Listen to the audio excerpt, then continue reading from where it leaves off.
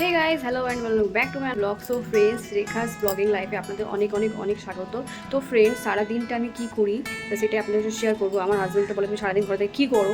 হ্যাঁ, আমি সেটার জন্যই আপনাদের সঙ্গে ভাবছিলাম, আমি রান্নাঘর পরিষ্কার করছিলাম। ভাবতে ভাবতে আমি ভাবছিলাম যে কেননা আমি আমার পুরো সারাদিনের শিডিউলটা আপনাদের সঙ্গে শেয়ার করি যে আমি কী করি। সকালবেলা ঘুম থেকে উঠে আমি বিছানা ঝেড়ে একদম রেডি ফেডি করে ঘর বা পাশি ঘর ঝাড় দিয়ে নিই। আমি এখন রান্নাঘরে পরিষ্কার করছিলাম। পরিষ্কার করতে করতে আমি মনে হলো যে আপনাদের সঙ্গে শেয়ার করি। তো সেই জন্য ঝটপট রেডি হয়ে গেলাম ব্লগ করার জন্য। সো ফ্রেন্ডস, সঙ্গে থাকুন, দেখুন আমি সারাদিনে কী কী করছি। আর প্লিজ ভালো লাগলে কমেন্ট করবেন। আর প্লিজ যারা নতুন দর্শক আছেন তারা অবশ্যই সাবস্ক্রাইব করুন। রান্নাঘরের দিকে যাওয়া যাক। রান্নাঘরের দিকে যাচ্ছি। আমি রান্নাঘরটা গোছাচ্ছিলাম, তো ভাবি আপনাদের সঙ্গে শেয়ার করি। তো চলুন।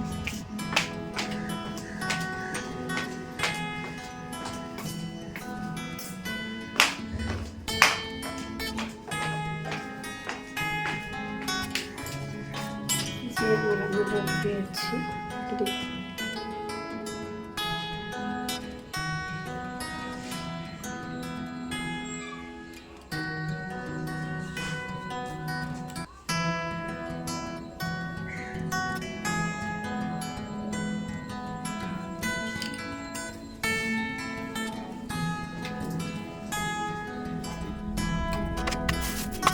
রান্নাঘরটা অনেকদিন বাদেই পরিষ্কার করছি, কারণ দেখলাম যে টাইলসের উপরে তেলের দাগ ফাগ সব লেগে যাচ্ছে। তারপরে কি করলাম, রান্নাঘরটা ভালোভাবে পরিষ্কার করলাম। পেপার, শ্বশুরমশাইয়ের কাছ থেকে পেপার চাইলাম। পেপার নিয়ে ওটাকে ভালোভাবে পেপারটাকে বিছিয়ে তার উপরে খুব সুন্দরভাবে মশলাগুলো পরিষ্কার করে রাখলাম। এই ঝুড়িটা দেখতে পাচ্ছেন, আমি কোনো জিনিস ফেলি না, কোনো কাজে লেগে যাবে সেই জন্য সব মুছে টুচে রেখে দিচ্ছি। এই যে থার্মাকলের থালাটা রয়েছে, এর উপরে ঝুড়িটা রাখবো। তার উপরে আলু টালু রাখা যাবে, কারণ আলুর যে মানে আলুতে তো অনেক ময়লা থাকে, ধুলোবালি, সেগুলো যাতে ওই থালার মধ্যে পড়ে, সেই কারণে আমি থালার উপরে রেখেছিলাম। তারপরে এই সব তেজপাতা রাখছি। আস্তে আস্তে আমি সব গুছিয়ে নিচ্ছি। রান্নাঘরটা গুছিয়ে নিলে দেখতেও ভালো লাগে, জিনিস খুব সুন্দরভাবে গুছিয়ে গাছিয়ে রাখলে। আর খুব ইজি জিনিসপত্র পাওয়া যায়, যে কোথায় কি রেখেছে সব বোঝা থাকে। শাশুড়ি আমাকে জিজ্ঞেস করছে দেরি হচ্ছে, তা আমি বললাম ঠিক আছে, সব হয়ে যাবে। আমি শাশুড়ির সাথে কথা বলে তারপরে আমি একটু গুছিয়ে গাছিয়ে নিচ্ছি। খাওয়ার দাওয়ারগুলো একটু সাইড করে রাখছি।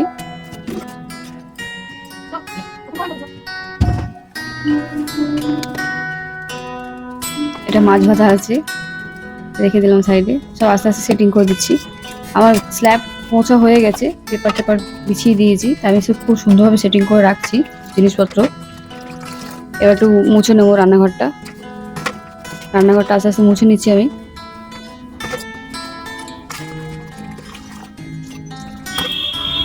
যতই ভোরবেলা ওঠে না কেন, কিছু না কিছু কাজ বেরিয়ে যাবে। রান্নাঘরটা দেখে এতটা খারাপ লাগছিল যে অবস্থাটা, টাইলসের উপরে তেল কিরকম, তেল যেরকম পড়ে গেলে চিটি একটা ভাব হয়ে যায়, সেরকম ভাবে হয়েছিল। তা আমি কি করলাম, পরিষ্কার করলাম। আর না, যতই দেরি হোক না কেন আমি রান্নাঘরটা পরিষ্কার করে নেবো। তারপর আস্তে আস্তে আমি মুছে নিচ্ছি রান্নাঘরটা।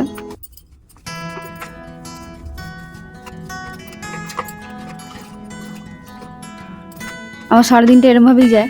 সকালবেলা ঘুম থেকে উঠে চা খেয়ে নিই। চা খাওয়ার পরে তারপরে ঘরের সমস্ত কাজ করা স্টার্ট করে দিই। এই সাইড থেকে নিয়ে নিচ্ছি। দেখতে পাচ্ছেন এই টুলটা, এর উপরে আমি সাইডে জায়গা ছিল, আমার হাজবেন্ড বললো কি রাখবি সাইডে। আমি বললাম এই টুলটা রাখি, তার উপরে এই গামলাটা রাখি, যাতে ধুয়ে বাসনপত্র রাখার সুবিধা হবে। তারপরে একে রেখে দেবো বাসনগুলো। আস্তে আস্তে সব রান্নাঘরটা মুছে নিলাম।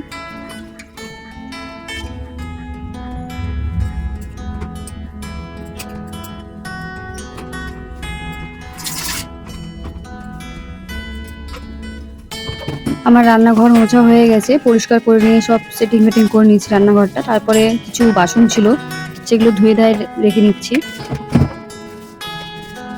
হটপট ছিল রুটি রাখার, দুটো হটপটটাকে ভালোভাবে মেজে টেজে রেখে নিচ্ছি।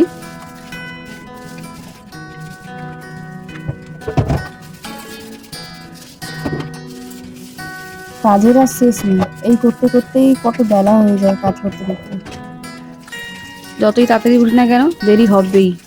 যাই হোক, সব বাসনপত্র ধুয়ে রেখে দিচ্ছি পাশের গামলায়।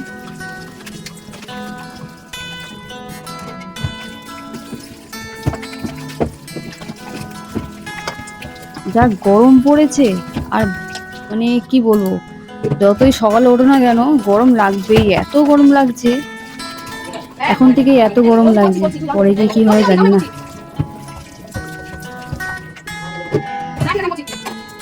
আস্তে আস্তে আমি সব বাসনপত্রগুলো ধুয়ে স্ল্যাপে রেখে নিচ্ছি। গামলাতে জায়গা নেই তাই সাইডে স্ল্যাপে রেখে নিচ্ছি। একটু জল ঝরে গেলে তারপরে আমি উপরে তুলে দেবো রেখে। ফ্রেন্ডস, আমার রান্নাঘরটা আপনাদেরকে একটু দেখিয়ে দিচ্ছি। আমাকে একটু কমেন্ট করে জানাবেন রান্নাঘরটা কীভাবে গুছিয়েছি। আমি পেপার দিয়ে গুছিয়েছি, যাতে কোনো তেলের ছিটে ফিটে পড়লে পেপারে অ্যাবজর্ব হয়ে যাবে, সেই কারণে আমি পেপার বিছিয়েছি। এখনও পর্যন্ত রান্নাঘরটা ইনকমপ্লিট রয়েছে, তাও আমি অল্পর মধ্যে একটু সাজিয়ে গুছিয়ে রেখে নিয়েছি। দেখতে পাচ্ছেন অনেকটা বাকি আছে রান্নাঘরটা পরিষ্কার করা। যাই হোক, তারপরে আমি ঘর মুছতে স্টার্ট হয়ে গেছি, চলে গেছি ঘর মোছার জন্য। আমি মপ দিয়ে ঘর মুছি, মপ দিয়ে খুব ইজিলি তাড়াতাড়ি করে হয়।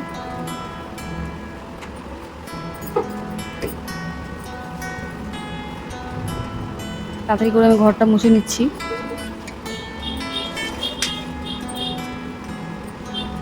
ফ্রেন্ডস, আপনাদের আমার এই ব্লগটা কেমন লাগছে অবশ্যই কমেন্ট করে জানাবেন। আর কীরকম ভিডিও আপনারা দেখতে চান আমাকে একটু প্লিজ কমেন্ট করবেন।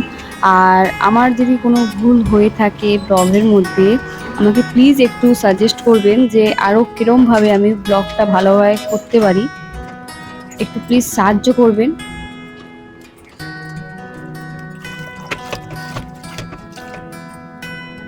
বাকি সমস্ত আমি কাজগুলো সেরে নিচ্ছি, আমার অলমোস্ট হয়ে গেছে সব ঘর মোছা। তারপরে আমি চলে যাবো, এবার একটু ঝাড় দিয়ে নিই সামনেরটায়, সব সাইড করে রেখে নিচ্ছি, একটু সাইডটা ঝাড় দিয়ে নিই। ঝাড় দেওয়া হয়ে গেলে আমি কাপড় কাচবো। হয়ে গেছে, এবার একটু কাপড় কেচে নিই, কিছু কাপড় ভেজানো ছিল সেগুলো একটু ধুয়ে নিই।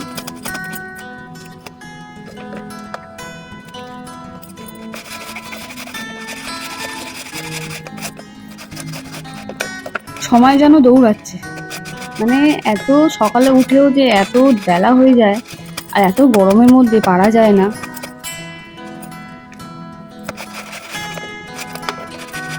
খুব রোদ পড়ে কলতলায়, তাও ছাওয়া দেখে ওই সাইডে বসেছি। আস্তে আস্তে আমি সব জামাগুলো কেচে নিচ্ছি, ময়লা হয়েছিল খুব।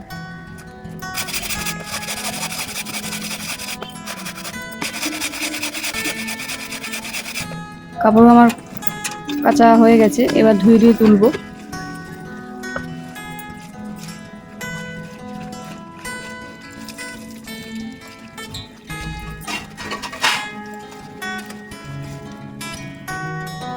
ধুয়ে সব তুলে নিচ্ছি কাপড়, তারপর ছাদে গিয়ে মেলবো।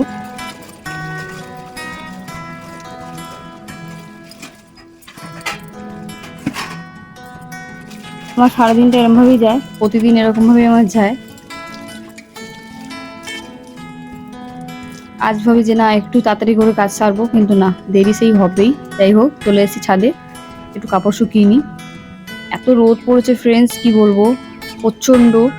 আর আমি তো ওপরের মানে রুমে থাকি, প্রচণ্ড ছাদে সেই মানে এত গরম পড়ে বলার মতন না। পুরো পুরো রোদটা পুরো ছাদের ঘরেই পড়ে।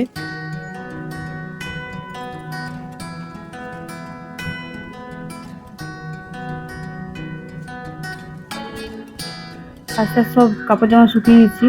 এখানে যে কাপড়গুলো দিয়েছি মানে বিশ্বাস করবেন না, এখন দিলে মানে এক্ষুনি শুকিয়ে যাবে 5 মিনিটে, এরকম গরম পড়েছে।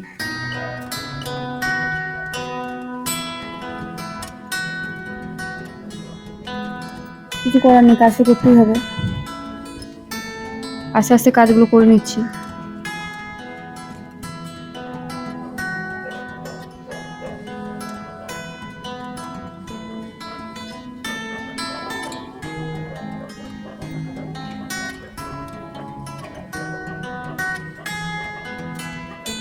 টিপ গুলো লাগিয়ে নিই, মানে এত হাওয়া হয়। দেখতে পাচ্ছেন পর্দাগুলো সব হাওয়ায় দুলছে, প্রচন্ড হাওয়া, কিন্তু রোদটা এত পড়ে ফ্রেন্ডস, কি বলবো, এত গরম হয় উপরের ঘরটায়। বলার মতন না।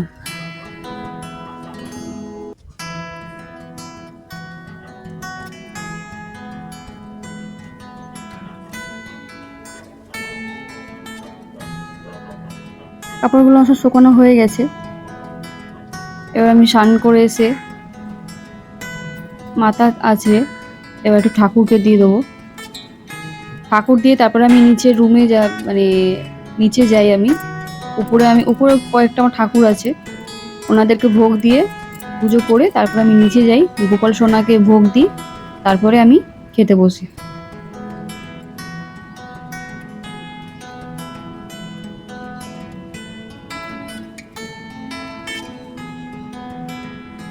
প্রচন্ড গরম লাগছে।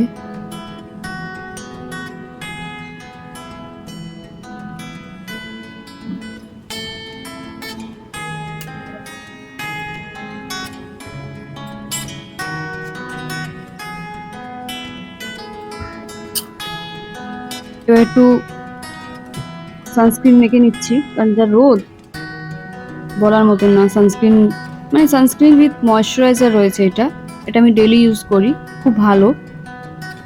মানে এত রোদের মধ্যে একটু তো, মানে এত রোদের মধ্যে আমি কাজ করি, একটু সানস্ক্রিন মেখে যদি মানে না থাকি তাহলে হবে না। এবার আমি সিঁদুরটা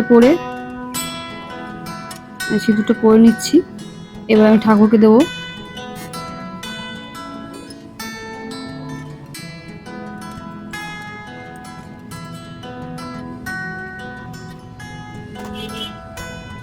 দরজার দিকে দেখতে পাচ্ছেন রোদের কতটা তাপ, দেখুন দরজাটাও পুরো মানে ঘর অব্দি রোদ আসছে। আলোটা দেখতে পাচ্ছেন, কিছু সামনে দিয়ে ছাদটা দেখুন কতটা রোদ, মানে এত গরম লাগছে ফ্রেন্ডস, মুখটাও ঘামিয়ে গেছে। যাই হোক, এবার একটু ঠাকুরকে দিয়ে নিই।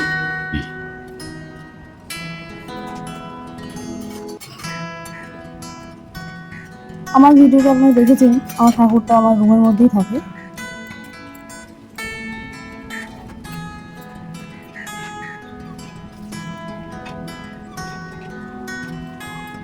এখন জল দিচ্ছি।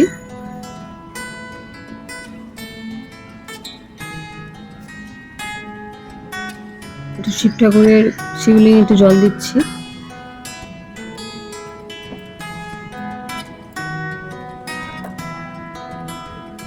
কৌটোটা এত টাইট হয়ে গেছে, খুলতে পারছি না, খুব টাইট। খুলে যা, খুলেছি। এবার ঠাকুরকে দিয়ে দিচ্ছি ভোগ।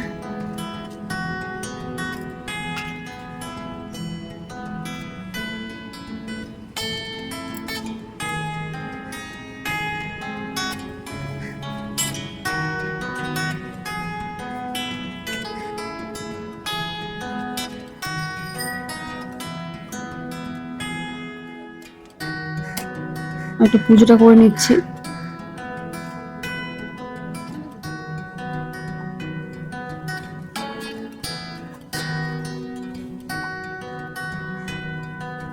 বজরংবলী আছে বাইরে, বজরংবলীকে দিয়ে তারপর আমি সূর্যদেবকে করে ওনাকে ধূপ দিয়ে তারপর ঘরে ধূপ দিয়ে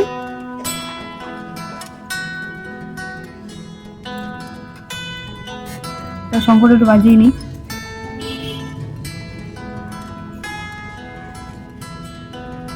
পাখাটা চালিয়ে দিই, কারণ ঠাকুরদের ভোগ কেটে দিয়েছি আর ওনারা গরমে থাকবে, তাই পাখা চালিয়ে দিয়েছি।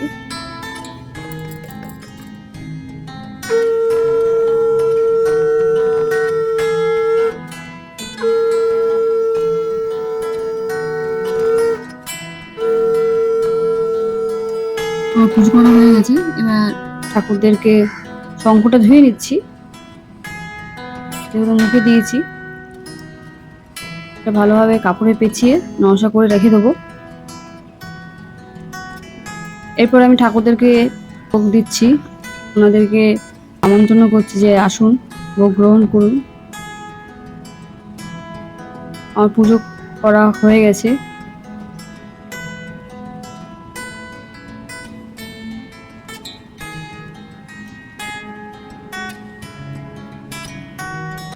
ফ্রেন্ডস, আমার ভিডিও যদি আপনাদের ভালো লাগে থাকে অবশ্যই চ্যানেলটাকে সাবস্ক্রাইব করে নেবেন, like share and subscribe please. আর কী কী ভিডিও আপনারা দেখতে চান ডেলি ব্লগে আমাকে একটু বলবেন, একটু কমেন্ট করবেন যাতে আমি একটু মোটিভ পাই।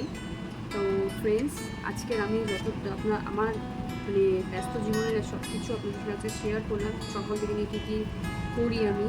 হ্যাঁ, খালি বসে থাকি না, যাই হোক বসে পাক। তো সারাদিনের শিডিউলটা আপনার সঙ্গে শেয়ার করেছি। এবার নিচে যাব, গোপাল সোনাকে ফোন দেবো, ফোন দেওয়ার পরে আমি একটু লাঞ্চ সেরে নেবো। তো অনেক বেলা হয়ে গেছে। যাই হোক ফ্রেন্ডস, আমার সাথে থাকবেন, পাশে থাকবেন, আর প্লিজ যারা নতুন দর্শক আছেন অবশ্যই সাবস্ক্রাইব করবেন।